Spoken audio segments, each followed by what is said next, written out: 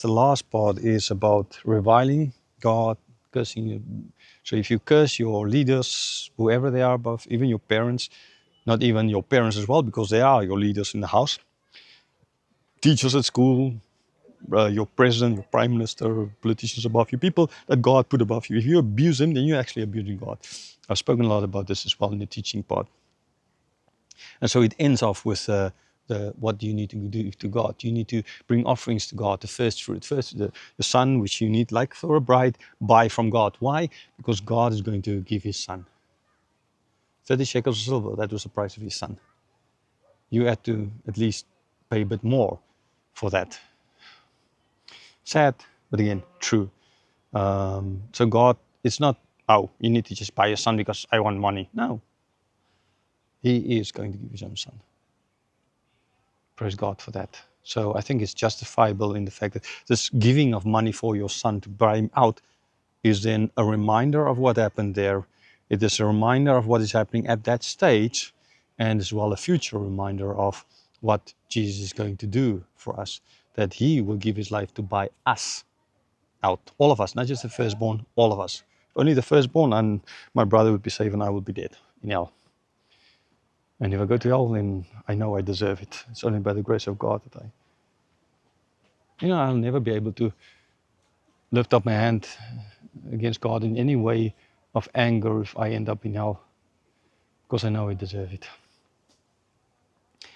But yeah, so then it ends with, in part of this, with like the ending of the ending now here, of not the meat that's been torn apart and you're supposed to eat. So you give the best of the animals to God on the 8th day, not earlier. On the 8th day, you give the best to God. God deserves the best. God deserves all our glory. Remember that? We live for the glory of God. Westminster Statement, Confession of Faith. God deserves all glory. Soli Deo Gloria, right? So we need to give our best to God. We get the lesser animals for our own food.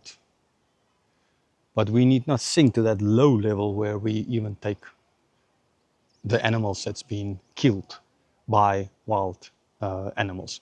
Okay, and there's a few reasons for that. God said you're not supposed to eat the blood. And that is to Noah, he said that.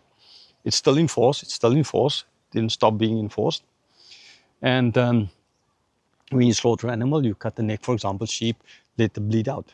Wild animal, the sheep, the animal, the neck not cut, the blood was not let out. There's still blood in it. So the danger is you're going to break the commandment of God. So firstly, there's danger of breaking the commandment of God, and secondly, you eat less than God, and a lower, not the 5-star meal. You get the 3-star meal, not the best, right? Not the Wagyu beef, for example. Just get normal beef. Sorry, not beef. Yeah, now in India we don't. Certain states here are allowed to eat beef, like there in Sikkim.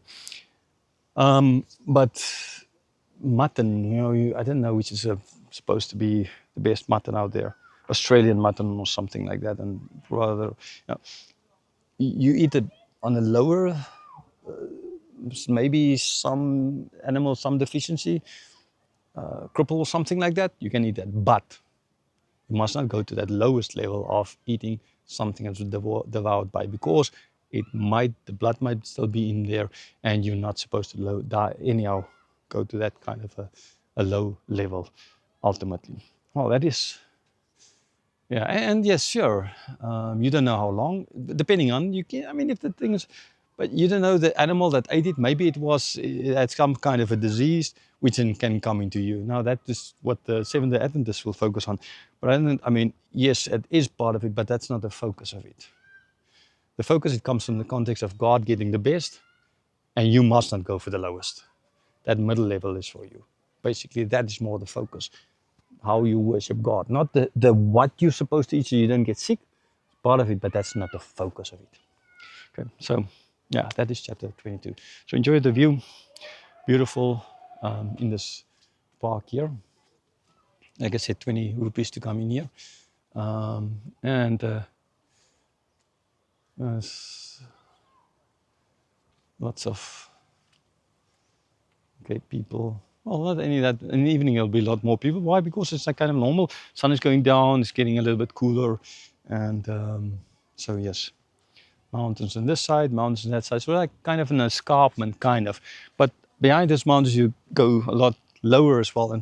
And Bangalore, which is the capital of the state, is itself nearly 1,000 meters above sea level, so it's well on the plateau. So you're on the plateau when you get to Bangalore, and then you go up the mountains, and you again here on the plateau, even higher up. So the weather is very nice here.